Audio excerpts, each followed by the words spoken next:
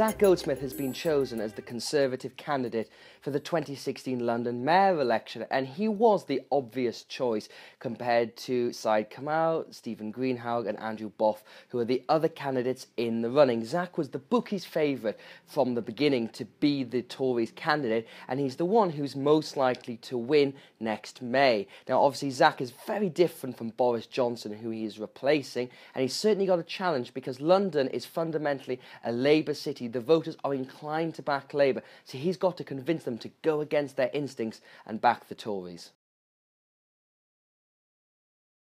Zac's got a pretty good chance of being the next mayor of London. He's got a bit of that X factor, which is something a Tory needs to win in London. He's also very thoughtful. He's got a natural charm. He's very eloquent in the way he speaks, but he does have a slight issue that he's quite laid back and doesn't have the vim and vigour of Boris. Now, I think voters might be a bit surprised when they see the two on stage contrasting each other. But I think if he finds that rocket to give him that extra energy, then there's a very good chance he could do well in debate, and he could convince London that another old Etonian is just what it needs.